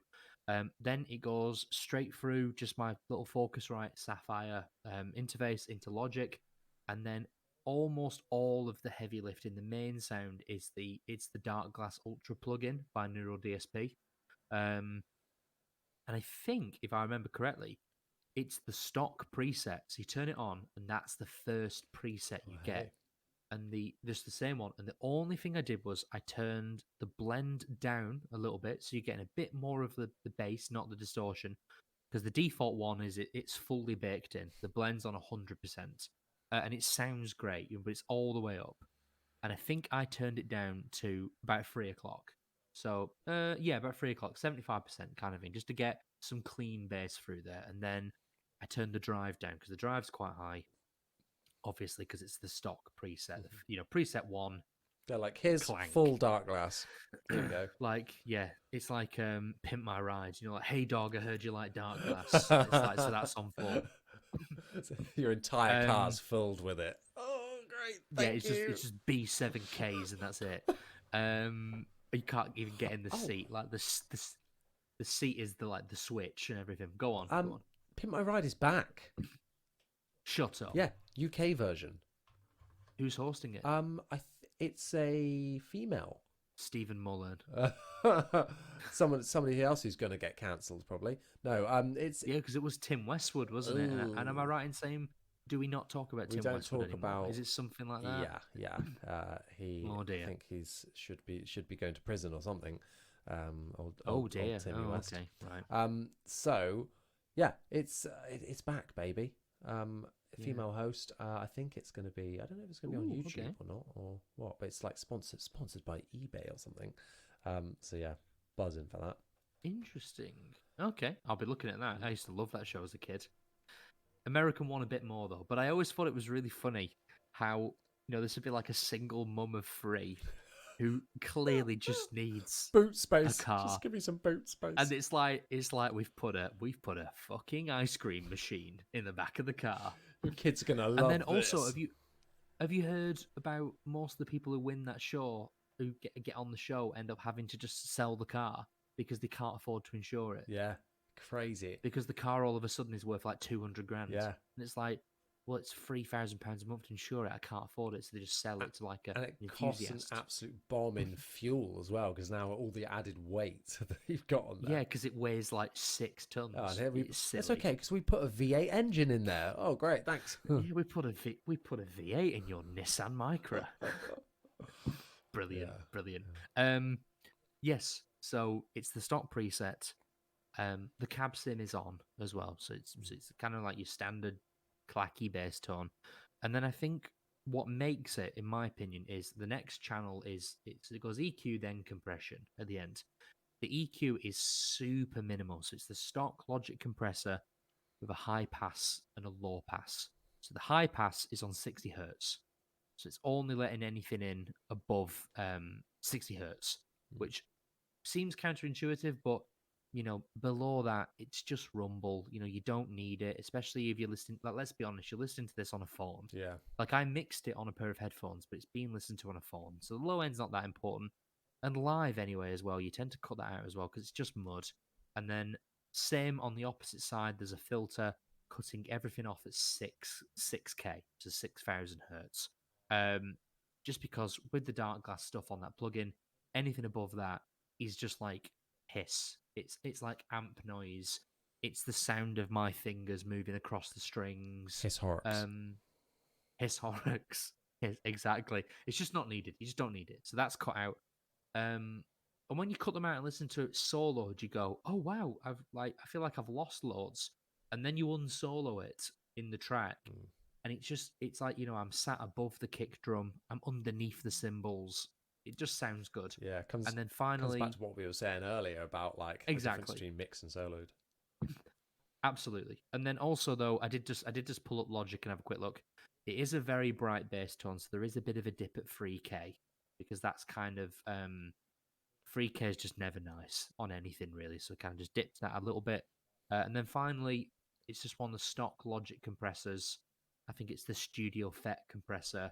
It's doing like 4:1. Yeah, classic.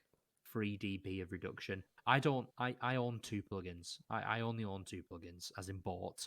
The Dark Glass Ultra plugin and Get Good Drums, the modern and massive Yeah, one. that's what I got as well. The original one.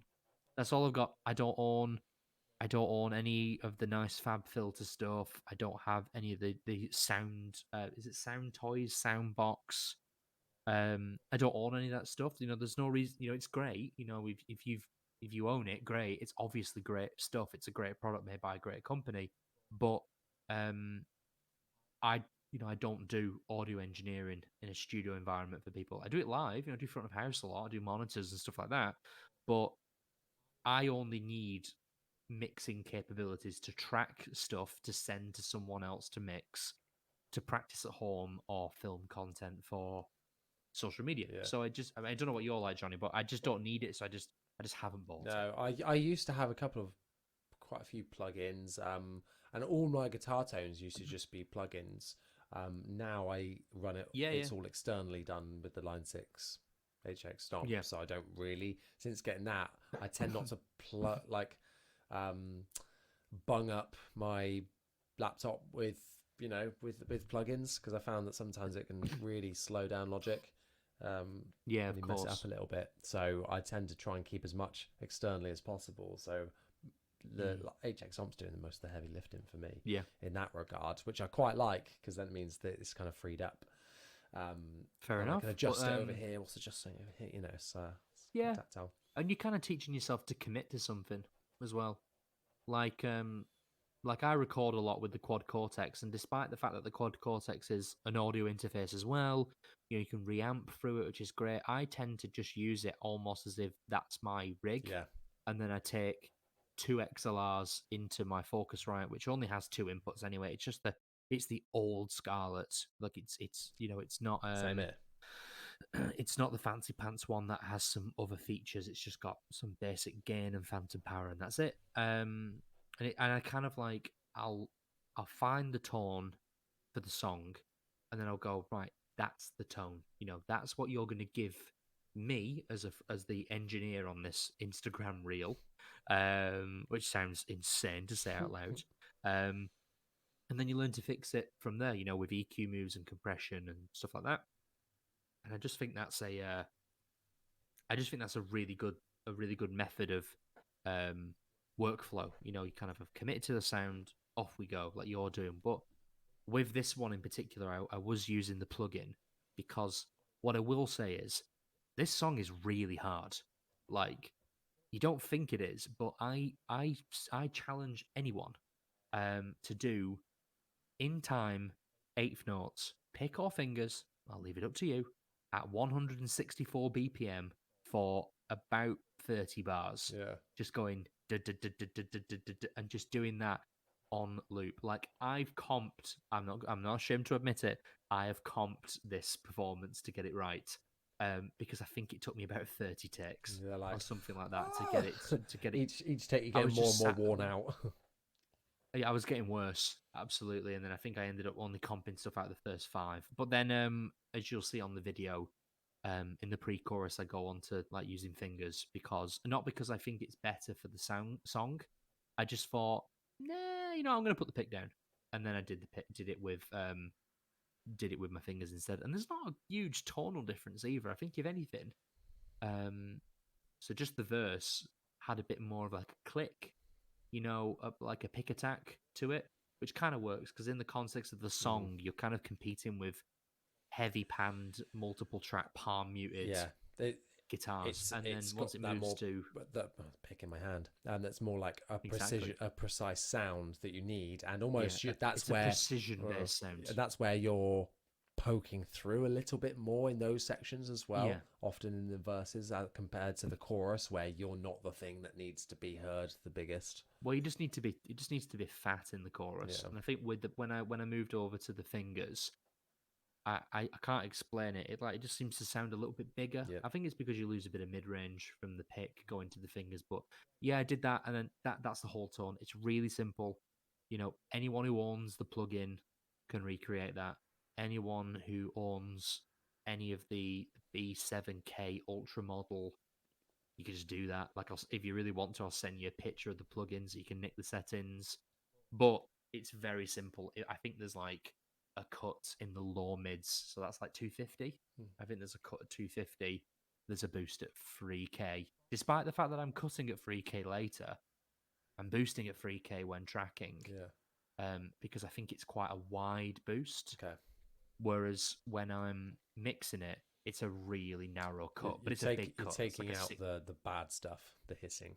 I'm enjoying the increase in treble that the pedal gives me, or the plugin, but I want to get rid of just that one specific frequency, which is just really harsh, around about 3K. I think it's 2.8K to be specific, but that's kind of a given with anything distorted. 2.8 to 3K just sounds like crap, and it hurts your ear. So when you cut that, it just sounds better. It fits better. It sounds bigger. It's more appealing to the ear.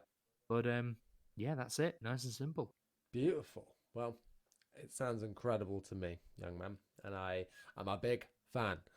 So much so that I'm gonna yeet us on to the next topic. Thank you so much for sharing that with us. That's amazing insight.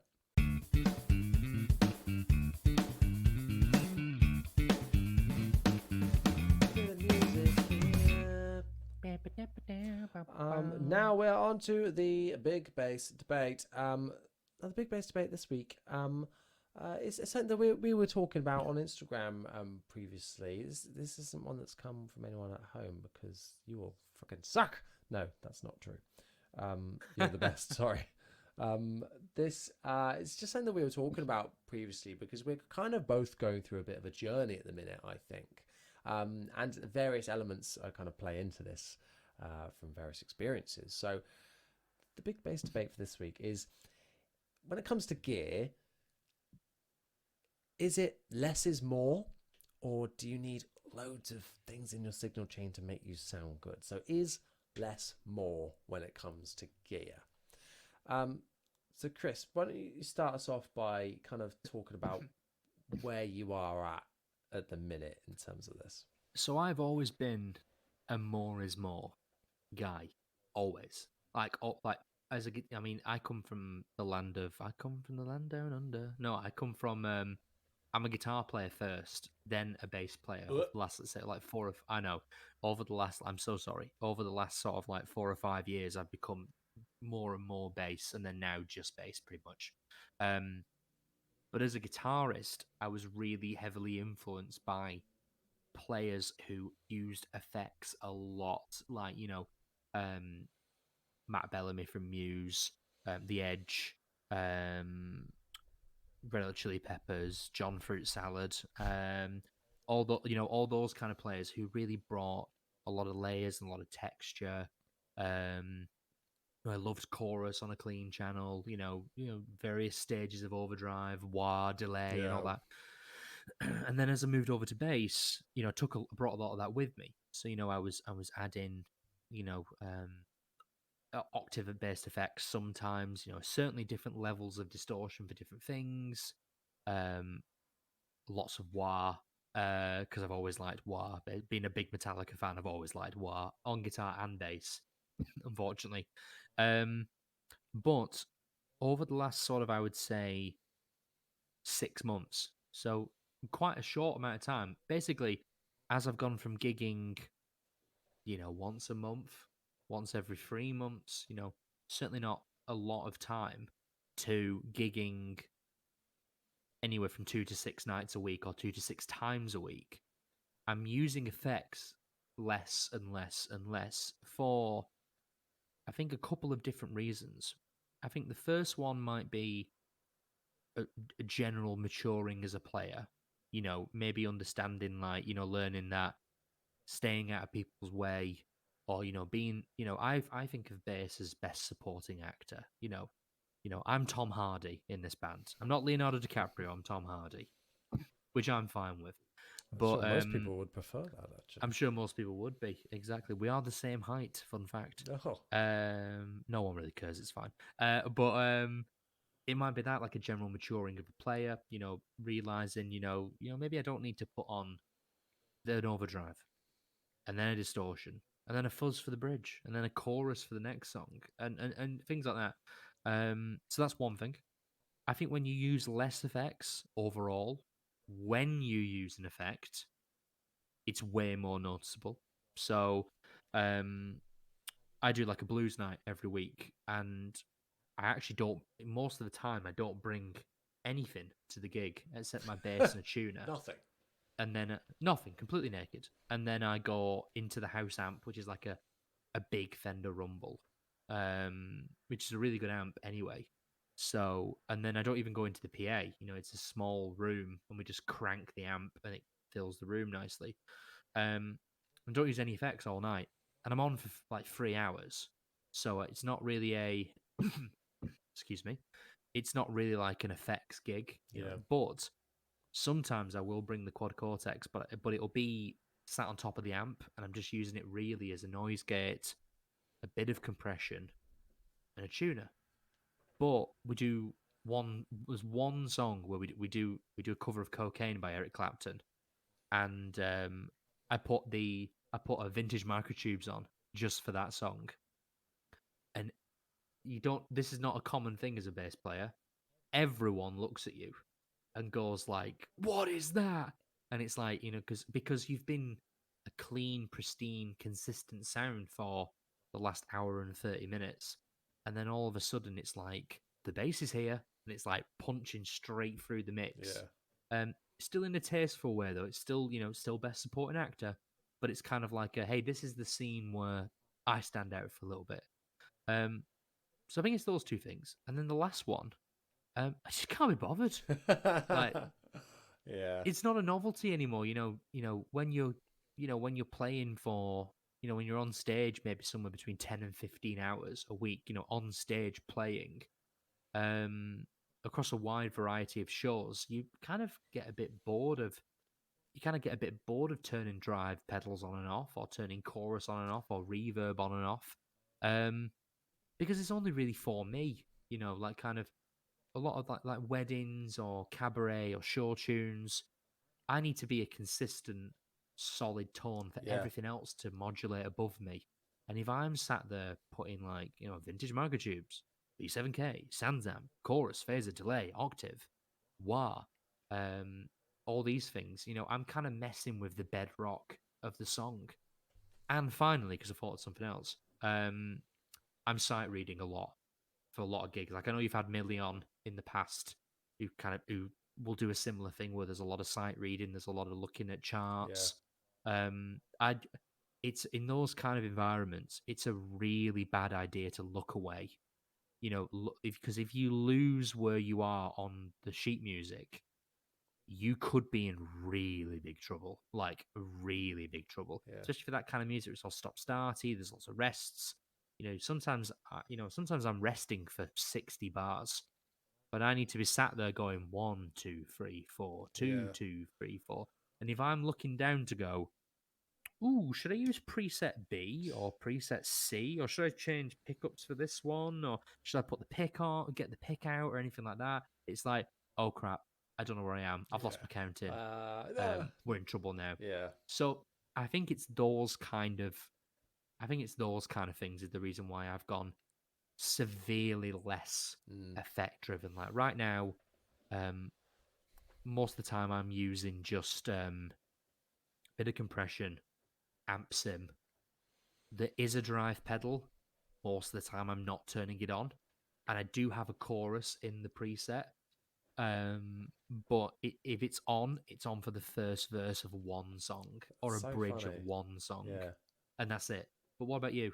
That's so funny because that's so similar to me in many ways. Where I'm always thinking, ooh, oh, I quite like flanges at the minute. Oh, could use a flanger, and I'll Yeah, yeah. try and work a flanger into bit gear just because I like flanges at the time. I'm like, this isn't actually functional at all. I'm just trying to get this for the Yeah. sake of it.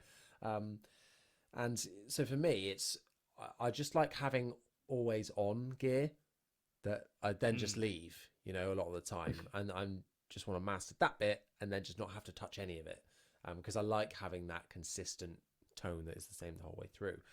That being said, I do like having other bits as well. So for me, it's a light bit of compression, a preamp pedal, and maybe an overdrive to go with it, and a chorus. Those are my main things. At the minute, I don't have a chorus, which I'm missing.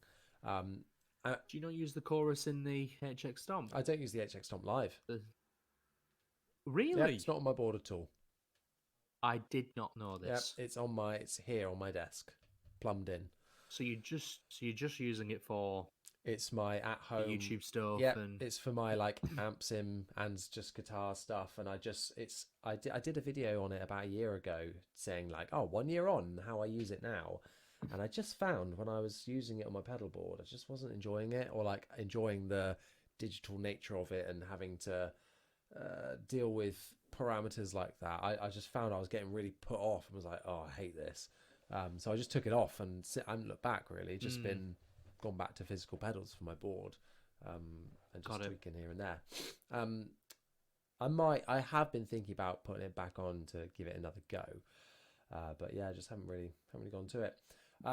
For me, the question about is less is more. I think a good way to experiment with this is, I kind of mentioned earlier about just going in on the DI and seeing how you get on with that, because I find that sometimes I'll play, and if I just plug in my full setup, normally all my pedals how I have it, I'd be like, oh yeah, this sounds okay, right, do some tweaking, and then get a bit carried away with it all. Sometimes the more important thing is the playing.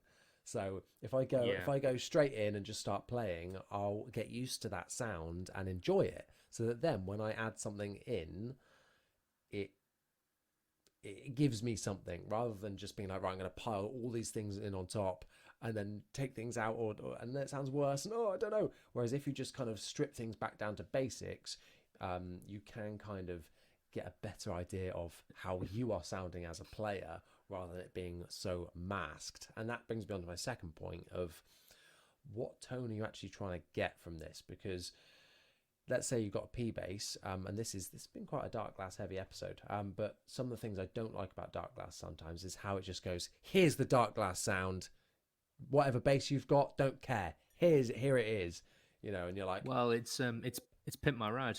exactly, and you're like, It's oh like, hey dog, I heard you like Dark Glass. yeah, you're like, oh, I don't want to be a dingwall, this is a P bass, kind of thing.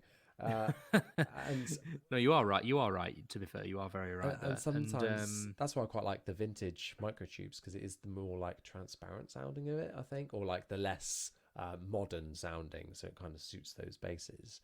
And I like a simple classic kind of bass.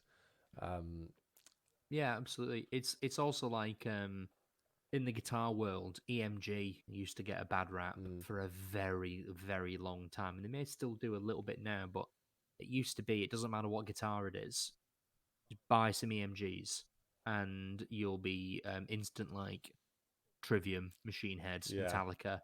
Now, And it's kind of true. Like I had a Les Paul, I had a Epiphone Les Paul that I bought EMGs for, and I still play it every now and again. And it sounds amazing, but that's moved it is now. a specific sound. It's moved to Seymour Duncan Invaders, and Bare Knuckles. It's like church. Yeah, well, Burn Knuckles are really good. To be fair, though. Yeah. Then again, Seymour Duncan are really good. Like I've got I've got Seymour Duncan pickups in my Godan. I have another Epiphone Les Paul with a JB in it, which is kind of like the the high output passive pickup that they do, which is very like Billy Joe Armstrong used one, Mm. Slash used one. Really good pickup. It's called the Jeff Beck. I've just realised why it's called that. Yeah. My bad.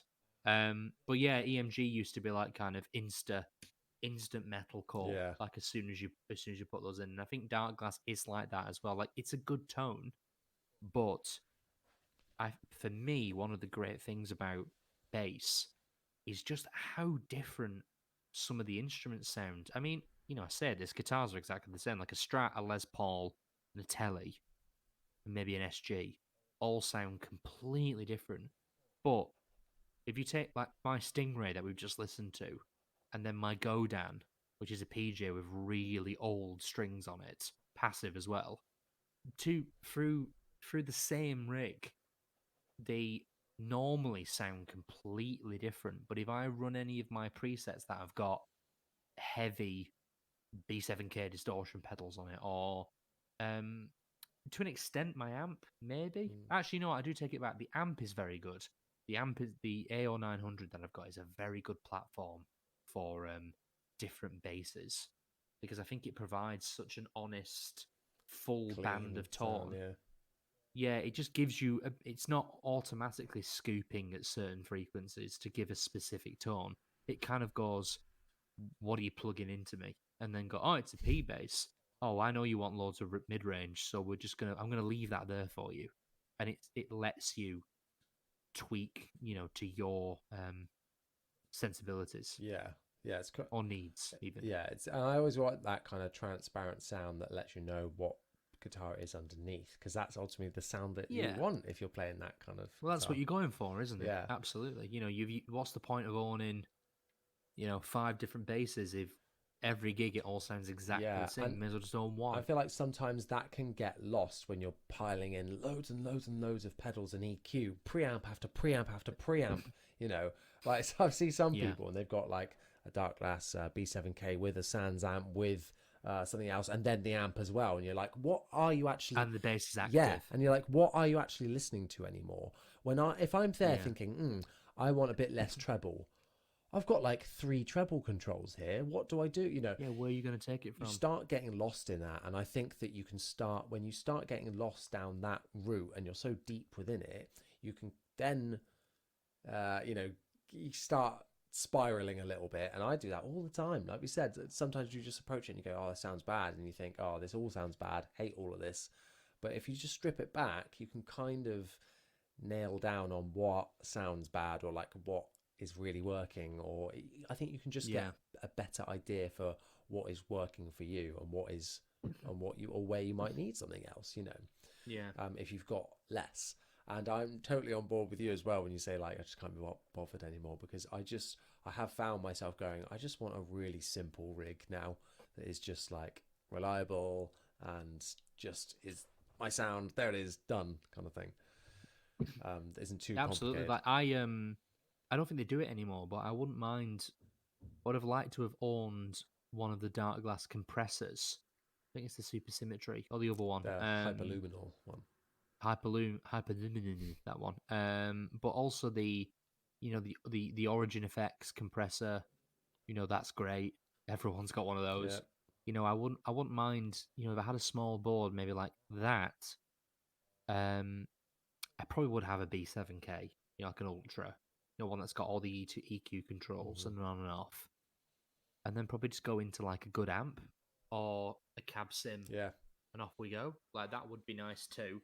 But I also like the fact that like, you know, obviously using a quad Cortex Live, I can have whatever I want, like any sound. I can have with a few clicks of switches. I can have a vintage style B15 Ampeg tone, like a James Jameson kind of thing, or I can go super modern Gallion Kruger, no mids, super bright. I can go from that, or I can click another switch and I can have like you know like a multi-band compressed synth tone with an octave, very quickly. So I like having all that there.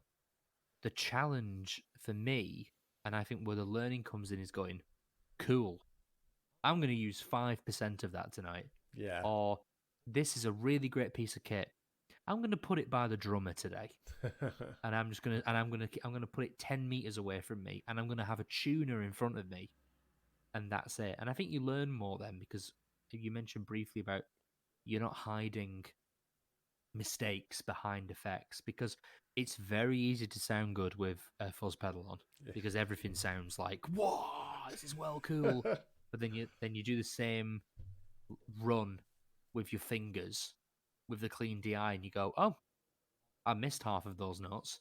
And that one was just the wrong Yeah. note as Oh, well, so this isn't that great. was incredibly buzzy on that one, and it's just hidden under Yeah, fuzz before. exactly.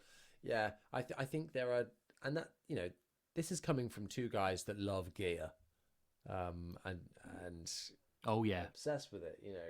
Always after the next thing, or just always looking at new things. And I just as I've gotten older, I just realised that actually I kind of don't need all of this tone shaping to get what I want, especially when so much comes from the player as well. You know, Yeah.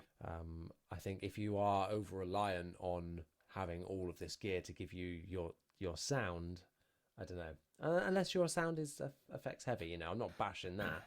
I just think that as a player, you need to find how your playing impacts that sound as well. So maybe strip Yeah. it back first. Yeah. And the opposite still applies. Like, we're not saying we don't like effects anymore. Like, like if I'm just thinking about like my five favorite bass players, like my five favorite ones, one of them is Justin Chancellor from Tool, which is like pedals a clock. Yeah. Like multiple effects, multiple lines. Really like people like Chris from Muse, Ian Allison, from Scott's Bass Lessons. He's a really effects heavy player, but I think he has the discipline to like because he's very he's maybe not famous but very well known on the internet for you know essentially a great deal of influence when it comes to like the trend now of octave down, fuzz tones, chorus modulations. And yeah, of course, he's not reinventing the wheel. He hasn't invented this. He's kind of like followed. It's almost like a trend has come around with him, or people like Josh Paul, who does Bass Freaks, the Dunlop bass Yeah. podcast, who's been Daughtry. He's a session guy as well. He's a very effects heavy player, like lots of wah, lots of fuzz, like a lot of fuzz. But I know 100% if you sat those two guys in a room and it wasn't appropriate for that fuzz tone, and it was like, now, we need a clean, just lay the groove down, keep it consistent, no effects. If it was the right call, they would both go, yeah, you're right. And they would just play, a non-effect heavy tone. Yeah. But you can't do a Muse gig without 600 fuzz pedals. It just won't work.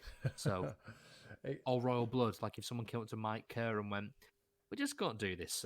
Just gonna do the just DI. gonna run I you think. through a Sans amp today, mate, and that's it. We've got one of these super clean Avalon DIs, It's like, and that's it. Crack on. that's It's not Aguilar gonna amp work, for is it? you, Mike. I think today. Exactly. Yes. Less is more for you, my friend. He's like, oh. Yeah. This is an exercise in discipline, Mike. we're gonna go. It sounds terrible, go wouldn't it? Could you imagine? Avalon and a Line 6 Spider. There you go. Ooh, hey, I used to have one of those. And I kind of wish I still had it just to like plug it in for some shits and giggles. Put the insane setting on. Yeah. Play Crazy Train. Oh my god. Imagine biomping that. I'd love to hear that. To be fair, it could. Oh yeah, blending that with a clean DI. Yeah. Could have some. Well, a lot of the big famous like your genty metal tones. That's like that's a crossover with compression, and then the top end, the distortion is like a PV 5150. Yeah. Or an EVH 5150 or some sort of Messer dual rectifier. Like it's an amp. They're running it into an amp. It's like Tim Comerford does that. Geddy Lee did that for a long time until the lovely people at Sans Amp just made him something that does it for him. It's the same. And then I'm pretty sure again Justin Chancellor from Tool does that. Or no, I am sorry. So he runs 3 different amps at the same time. But the last one is just got a rat in front of it. So with a line selector, so it's killing all the low end anyway. He's not blending it. The rat is the EQ as well, and then that's just running a super gritty amp, which I think the front of house guy blends them throughout the show. Rises them all up and down. Bloody Nora. Which is pretty cool. That is very cool. Well, on that note, go out and buy yourself 3 amps, everybody. More is Absolutely. more. Okay. More is more. Welcome back to Top Gear. Pin my rides, you mean? Pit my ride. Power. Amazing. Cool. I think we answered that pretty well. It wasn't really a debate, was no, it? it never is. Never is. Me and you, me and you for this episode have disagreed on nothing. Yeah. No, exactly. I didn't need to be here. And you'll never be back again because it's just like, same. To be fair. Yeah, same. Yeah, you know what? That is a great idea, Johnny. I'm going to do that too. Nice. Well, thank you so much once again, Chris, for blessing us with your presence here. This might be the longest episode yet, and I'm here for it. Okay. Oh, good. I was about to apologise profusely. No, don't be silly. For that one. Do not be silly, my friend. But it would be silly if you didn't tell people where they can find you. So please spend this time now by selling yourself on the internet once more. Where can people follow you? Well, I do it anyway, so why do it here as well? It's just that guy on bass everywhere. Instagram, TikTok. I don't use Twitter anymore, so don't bother following me on that. I have Facebook, but it's just me getting political. So maybe you don't want anything to do with that. That's fine. That guy on bass, Instagram, YouTube, and TikTok. That is me. Wonderful. Nice and easy. Wonderful. All the links, etc., will be in the descriptions of this podcast, or on, if you're watching the YouTube version, it'll be on there as well. Don't you bloody worry about that.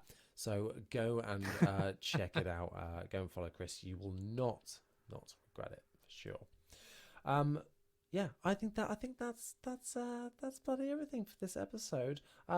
Let me know in a comment or a DM or anything what you think. Is less is more when it comes to gear? Where are you at right now? Because it's always changing, these things. Once again, everyone, thank you so much for listening. See you next time.